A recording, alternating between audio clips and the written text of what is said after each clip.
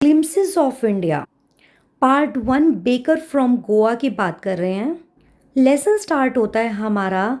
Narrator बात करते हैं पुराने पोर्टुगीज़ डेज़ की, जिस टाइम पर पोर्टुगीज़ हमारे इंडिया पे राज किया करते थे। अब ये गोवा तो हम अब देखते हैं, जो करंटली देख रहे हैं, बट हमारे राइटर बात कर रहे हैं उस गोवा की जब यहाँ पे ये पोर्टुगीज़ के टाइम पर हम क्या करते थे, ब्रेड बनाते थे। अब वो अपने चाइल्डहुड डेज़ को भी याद करते हैं। राइटर हैं हमारे लूशियो रॉड्रिगीज। अब उस टाइम पे क्या होता था, लॉफ्स ऑफ ब्रेड बड़े फेमस थे और जो ये ब्रेड मेकिंग का जो प्रोफेशन था बड़ा प्रॉफिटेबल था।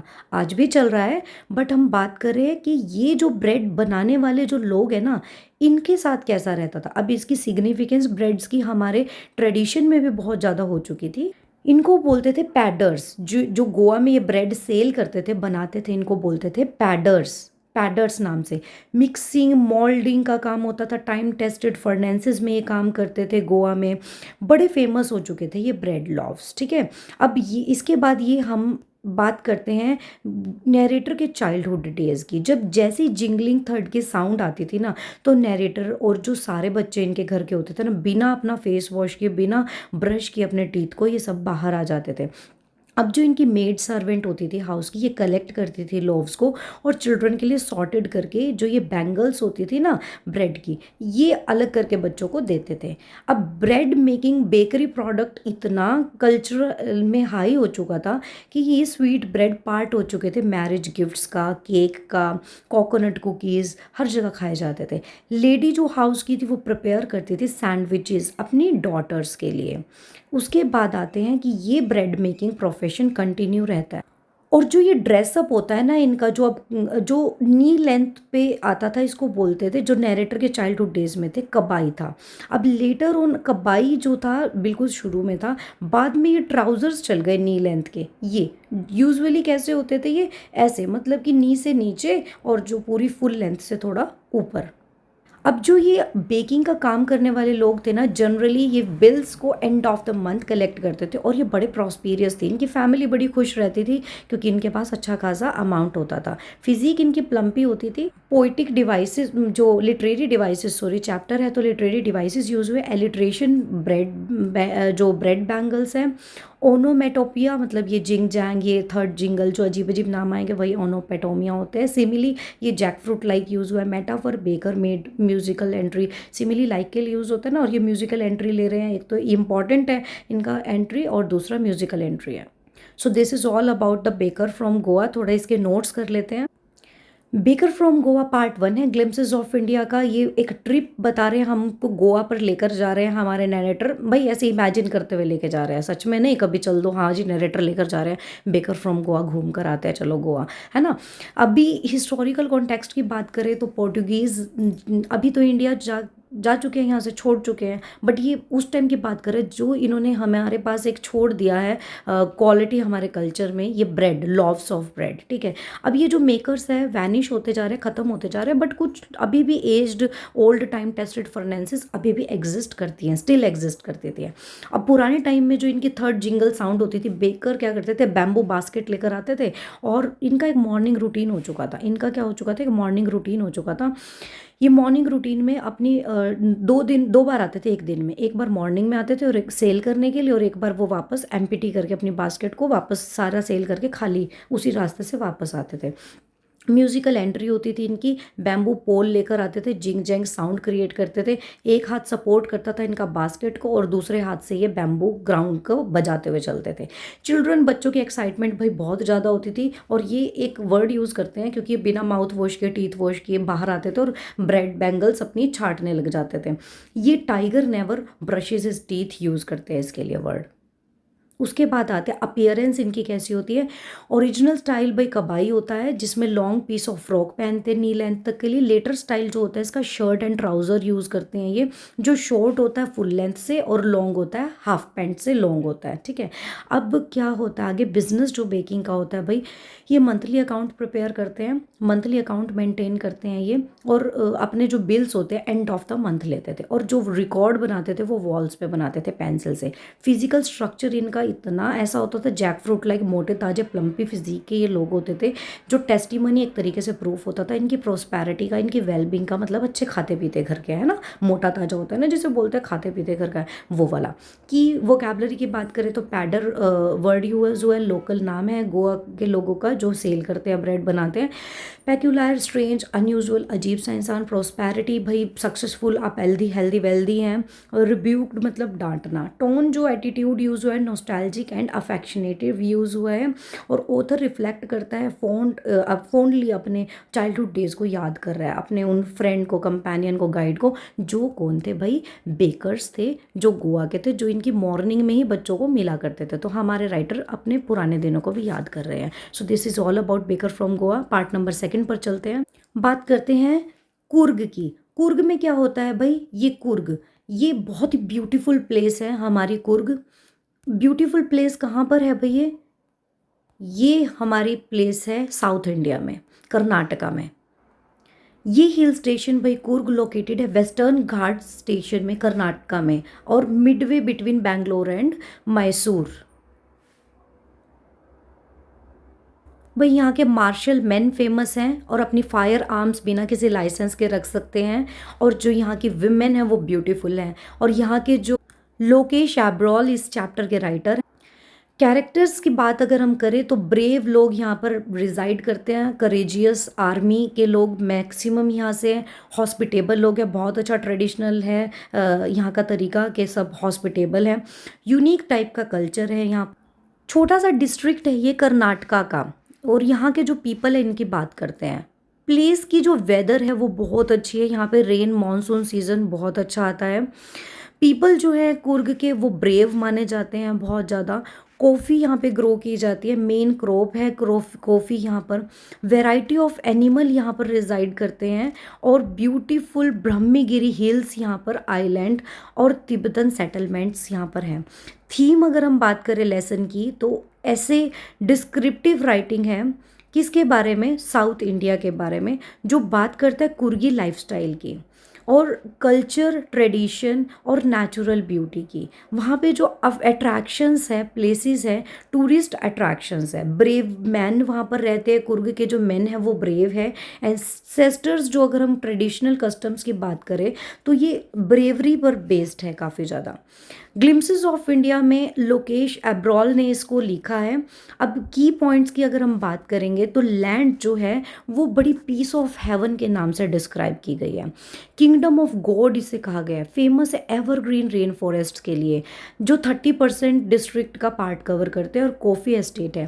पीपल मैंने आपको बता दिया, फायरली जो इंडिपेंडेंट है, मतलब फायर आर्म्स वो रख सकते हैं बिना किसी लाइसेंस के। ग्रीक डिसेंडेंट भी है कि एक पुरानी कहानी है कि जो अलेक्जेंडर की आर्मी थी ना वो यहाँ पे आई थी साउथ में और यहाँ सेटल हो गई थी। तो ये उन्हीं के एंसेस्टर बन चुके हैं जो अभी लोग हैं ना वहाँ पर। तो अलेक्जेंडर की आर्मी जैसे ही पावरफुल लोग हैं अभी भी यहाँ पर। अरेबिक डिसेंट की बात करें तो कुपिया नाम का एक प्रोडक्ट है जो लॉन्ग कोट है ब्लैक कलर का, जिसपे एम्ब्रॉयड्र्ड वेस्ट बेल्ट लगी होती है, मतलब कढ़ाई सी हुई होती है उसके बेल्ट के ऊपर, जिसको कुफिया भी बोलते हैं। अरब पहना करते थे उसे। ब्रेवरी ट्रेडिशन है यहाँ का। वाइल्ड लाइफ और नेचर भी बहुत अच्छी है। कावेरी एक रिवर है जो यहाँ से निकलती है। टूरिस्ट अट्रैक्शन ब्रह्मगिरी हिल्स पर है। उसके बाद हम आते हैं अपने लिटरेरी डिवाइसेस पर। लिटरेरी डिवाइसेस की अगर हम बात करें तो मेटाफर यूज़ हुआ है यहाँ पर पीस ऑफ हेवन के लिए। पर्सोनिफिकेशन यूज़ हुआ है जहाँ पे आप थोड़ा पर्सोनिफाई कर रहे हैं फायर्सली इंडिपेंडेंट पीपल ऑफ कुर्ग या descending whether that invites you. तो वेदर आपको इनवाइट थोड़ी करने आते हैं, ह्यूमन बीइंग थोड़ी है, बट यहाँ whether that invites you personification है। उसके बाद इमेजरी, इमेजिन करें आप कॉफ़ी एस्टेट को, इतने लार्ज लार्ज कॉफ़ी एस्टेट्स हैं, राइट। उसके बाद हाइपरबोले यूज हुआ, एक्सक्रेगेशन करके यूज किया कि climb to the Brahmagiri hills brings you into the panoramic view of the entire misty landscape of Coorg. मतलब इतना बढ़ा चढ़ा के बताया जा रहा है, दैट इज हाइपरबोले। तो ये हमने किया कुर्ग की ब्यूटी के बारे में। ये हमारे जनरल करियप्पा हैं जो कि यहाँ पर फेमस जनरल रहे हैं, हमारी आर्मी के मेंबर। और ये लोकेश जी हमारे राइटर कुर्ग के। अब आते ग्लिम्सेस इंडिया पार्ट 3 पर, टी फ्रॉम असम।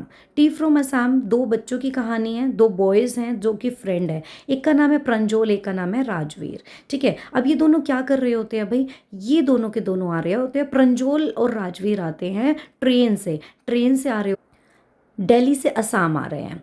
अब क्या होता है कि जो ये प्रंजोल है ना, प्रंजोल है, ये तो क्या है, हमारा यंग बॉय है, असम से ही बिलोंग करता है, तो इसको ज़्यादा इंटरेस्ट नहीं है बाहर देखने में, ये अपनी बुक में भी फोकस करता है। बट जो राजवीर है ना, राजवीर को बड़ा इंटरेस्ट है बाहर देखने में। प्रंजोल और ये डिस्कस तो कर रहे हैं, बट मेनली प्रंजोल का जो फोकस है ना, प्रंजोल का बेसिक फोकस अपनी बुक में लगा हुआ है, क्योंकि डिटेक्टिव बुक वो पढ़ रहा है, और यहाँ पर वो आता जाता यहीं से बिलोंग करता है, उसका खास इंटरेस्ट नहीं है इसमें। अब वो क्या करते हैं, चाय परचेज करते हैं, और उनके कंपार्टमेंट में ऑलमोस्ट हर कोई चाय ही पी रहा हो। बट राजवीर का इंटरेस्ट होता है बाहर ब्यूटी देखने में, वो विंडो से बाहर ये असम की जो ब्यूटी होती है, टी गार्डन्स होते हैं, इसे देख रहा होता है।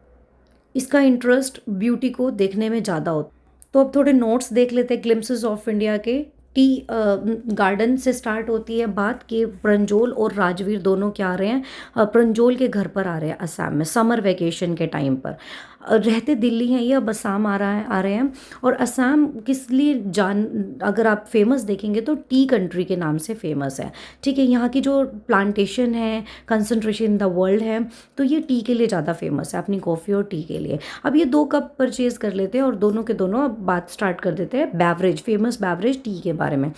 राजवीर बहुत एक्साइटेड होता है क्योंकि वो आ रहा होता है पहली बार, बट प्रंजोल के लिए सब कुछ नॉर्मल होता है क्योंकि वो वहीं से बिलोंग करता है।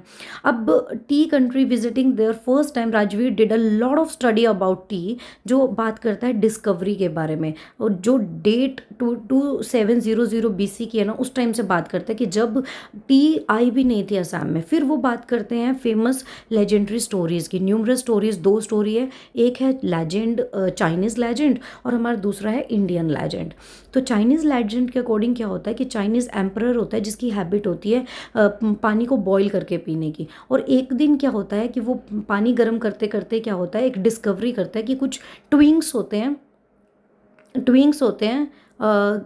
कि जो पत्ते होते हैं, कुछ बॉईल कर रहा होता है वो पानी, तो कुछ प्लांट के पत्ते होते हैं, वो लीव्स एक्सीडेंटली गलती से गिर जाते हैं वाटर में, और वो सारा वाटर पीने के बाद क्या होता है, एक तरीके से उसे बड़ा टेस्टी लगता है, डिलीशियस लगता है, और तब से ये टी क्या हो गया, यहाँ पर फेमस हो गया। अब इंडियन लेजेंड के अकॉर्डिंग क्या होता है कि भाई हमारे एक ना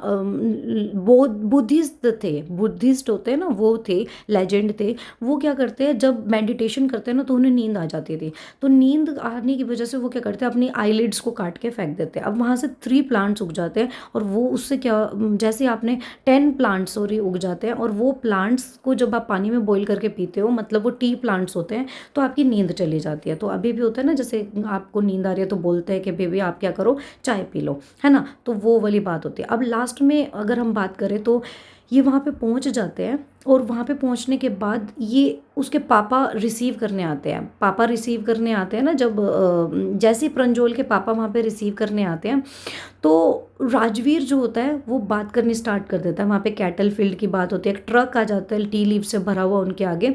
अब फिर सेकंड स्प्राउट, वो कहता है कि भाई ये सेकंड स्प्राउटिंग सीजन है ना, अब ये बात बोल रहा है, this is the second flush और स्प्राउटिंग पीरियड। मिस्टर बरुआ भाई प्रंजोल के पापा का नाम है। तो ये मिस्टर लगा रहा है, ऐसा नहीं कि बदतमीज से बोल रहा है, भाई ये रिस्पेक्ट से बात करने का तरीका ही है। तो राजवीर पूछता है, it last from July and yields May to July का इसका सीज़न है। तो उसके बाद उसके पापा क्या बोलते हैं कि अच्छा तुम अपना होमवर्क करके आए हो भाई आने से पहले, और सरप्राइज, और उसके बाद वो कहता है कि बेबी हाँ बिल्कुल मैं पढ़ कर आया हूँ। राजवीर एडमिट कर देता है, but I hope to learn much more while I am here. कहता है मैं जब तक यहाँ पर हूँ मैं और भी सीखना चाहता हूँ, और ये प्रंजोल के पापा को बड़ा इम्प्रेस करता है। यहाँ पे हमारा चैप्टर एंड हो जाता है। और थीम की अगर हम बात करें तो इन्फॉर्मेटिव है, हमारी थीम गार्डन्स के बारे में हमें बता रही है, और इसकी जो एंथुजियाज्म है, क्यूरियोसिटी है, प्राइमरीली राजवीर की देखी जा सकती है शुरू से ही। कैसे वो बुशेस को, जो टी बुशेस है उसको सी बोल रहा है, मतलब इतनी है कि समुद्र के जैसी गहरी। प्राइमरी कैरेक्टर अगर हम बात करें प्रंजोल है और राजवीर है, यही मेन कैरेक्टर्स है। अगर हम देखेंगे तो यंग बच्चे हैं, ये असम से बिलोंग करता है प्रंजोल, और जो राजवीर है वो क्लासमेट है प्रंजोल का और दिल्ली में रहता है। अब ये विजिट करने के लिए आया समर वेकेशन में। और उसके बाद सेकेंडरी कैरेक्टर की बात करें तो मिस्टर बरुआ, मतलब कि जो फादर हैं हमारे प्रंजोल के। ओके, और यहाँ पे मैनेजर भी है, डेकबरी जो टी एस्टेट है इसके मैनेजर भी है। और टी प्लकर्स वहाँ पे दिखे हैं थोड़े बहुत कि वो विमेन है, किसी का नाम नहीं बताया, बस वो प्लकिंग कर रहे हैं। So this was all about the glimpses of India. Thank you so much for watching. Keep on studying, stay blessed and have a great time.